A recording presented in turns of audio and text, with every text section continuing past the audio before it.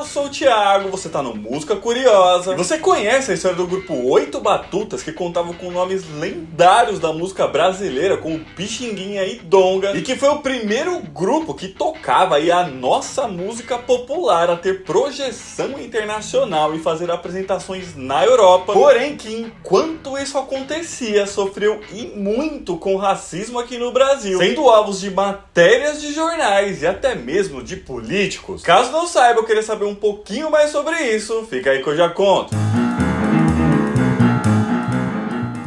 Bom, os Oito Batutas foi um grupo musical brasileiro formado no Rio de Janeiro em 1919 e formado por nada mais nada menos do que Pixinguinha na flauta, Donga e Raul Palmieri no violão, Nelson Alves no cavaquinho, China no vocal, violão e piano, José Alves no bandolim e ganzá e Luiz de Oliveira na bandola e reco-reco, apesar de ao longo da história ter tido aí outras formações. E o grupo costumava tocar músicas e estilos musicais que estavam em alta na época, como era o caso do choro, machixe, canções sertanejos, batuque, cateretê.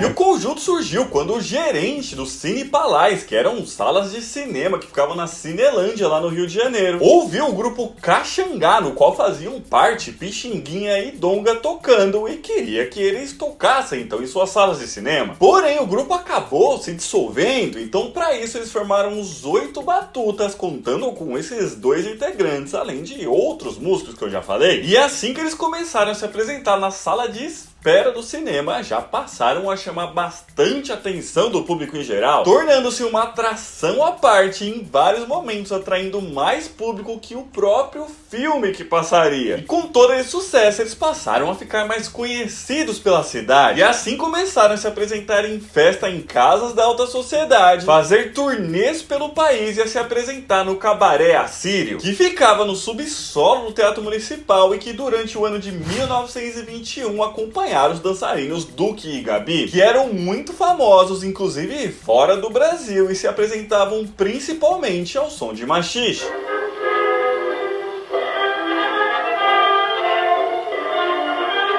E foi justamente por conta dessa parceria e da qualidade do grupo, é claro, que Duque, que já era bastante acostumado a se apresentar na Europa, principalmente em Paris, inclusive a sua parceira de dança Gabi era francesa, pediu ao seu empresário Arnaldo Guinle, que era um homem muito rico, que patrocinasse uma excursão dos Oito Batutas à França em janeiro de 22, para que assim eles divulgassem a música popular brasileira no cenário internacional. E o empresário aceitou. Além disso, Duque também utilizou de sua influência para conseguir apoio político de Lauro Miller, que era um diplomata e político brasileiro que já tinha sido até mesmo ministro das Relações Exteriores, e que inclusive já tinha até assistido a apresentações dos Oito Batutas, para que assim a turnê do grupo fosse divulgada e até meio que passasse a ideia da viagem ser quase que uma missão diplomática, apesar do governo não ter contribuído financeiramente. E assim estava tudo pronto para a viagem.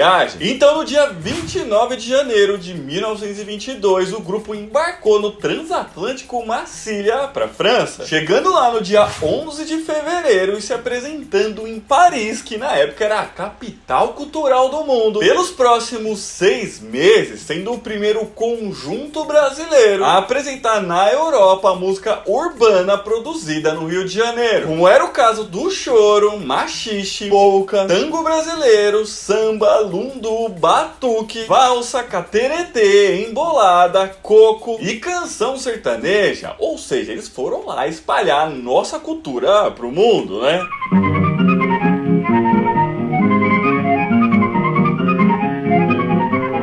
E chamado de Les Batutas por lá, ficaram até mesmo como atração fixa numa badalada casa noturna de Paris chamada Dancing Sherazade, cujo diretor artístico era o Duque, olha aí. Uma coisa muito legal é que eles foram super bem recebidos por lá, inclusive com notícias nos jornais saindo, informando sobre a chegada deles do país e falando o quanto eles estavam ansiosos e curiosos para ouvir aí os ritmos brasileiros. Isso porque como a Primeira Guerra Mundial havia acabado fazia muito muito pouco tempo, Paris estava meio que fervilhando em euforia no pós-guerra, sendo ocupada ali por músicos do mundo inteiro, principalmente Estados Unidos e Antilhas. Além de artistas de vanguarda, o que fazia ali com que a cidade fosse um local onde apresentações culturais aconteciam em todo lugar e o tempo todo. Sem contar que nessa época estudiosos intelectuais estavam muito interessados em antropologia e estudos sobre a África. Assim, movimentos e demonstrações artísticas que vinham do povo negro eram muito bem recebidas por lá e vistas com muito interesse. E esse era justamente o caso dos 8 Batutas, que frequentemente eram assistidos por aristocratas, políticos e artistas de renome da Europa, se apresentando até mesmo para a família real brasileira, que nesse momento aí morava lá em Paris.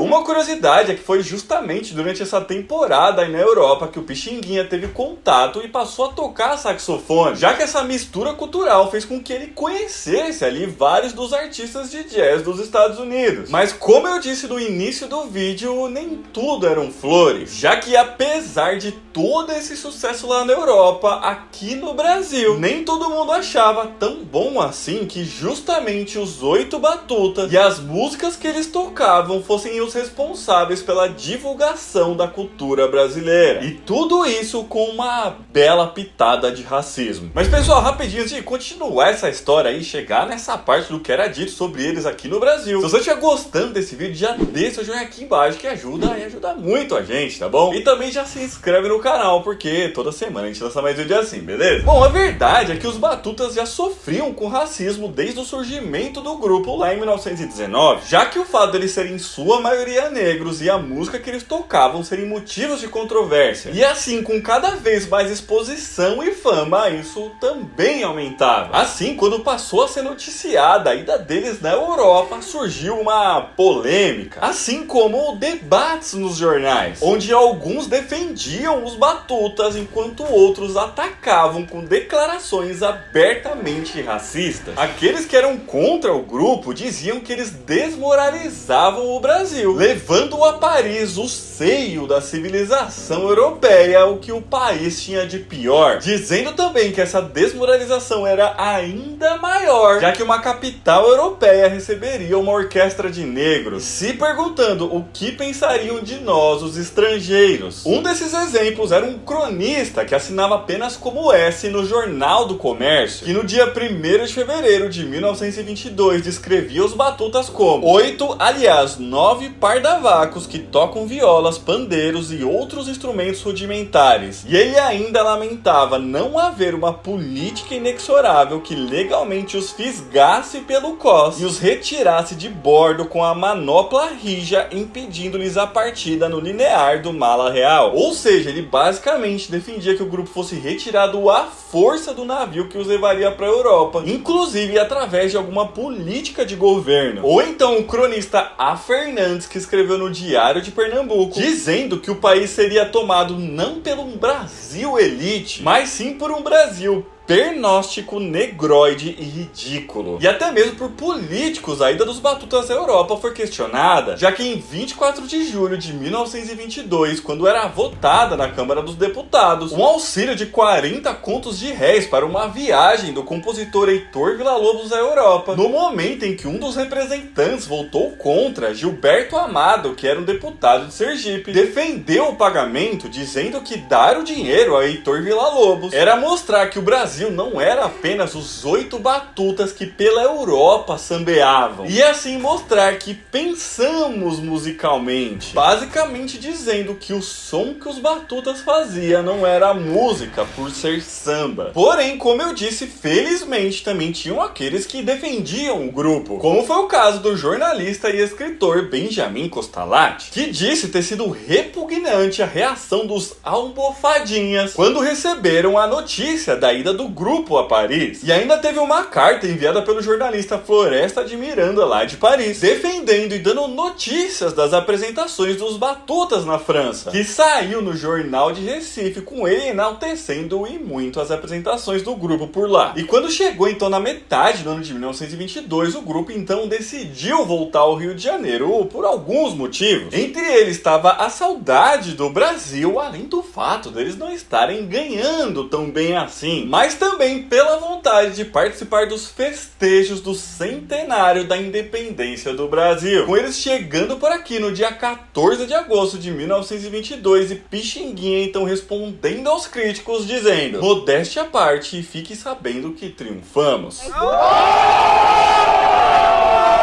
No final, apesar de todas essas críticas bizarras aí que eles recebiam, eles passaram a ganhar cada vez mais espaço, inclusive aqui no Brasil, muito por conta de toda a qualidade musical que eles tinham, né? Sendo inclusive bastante conhecidos até hoje, aí 100 anos depois. E assim como era a vontade dele, de fato eles se apresentaram durante o mês de setembro daquele ano, na exposição do centenário da independência, com atração fixa do pavilhão da montadora de automóveis norte-americana General Motors. E a partir daí o resto é história, né?